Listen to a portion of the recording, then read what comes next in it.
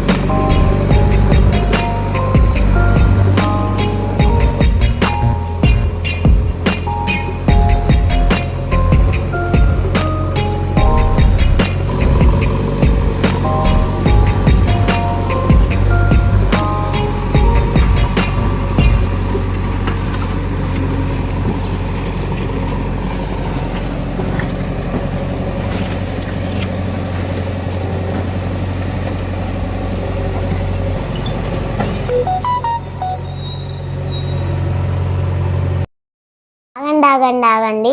ఈ వీడియో కనుక నచ్చినట్లయితే లైక్ చేయండి, షేర్ చేయండి, కామెంట్ చేయండి. ఆ కామెంట్ బాక్స్లోనే మీ ఊరి పేరు రాయండి. ఎందుకంటే ఈ వీడియో ఎక్కడి దాకా పోతుందా అని మాకు తెలుసుకోవాలని ఒక చిన్న కోరిక.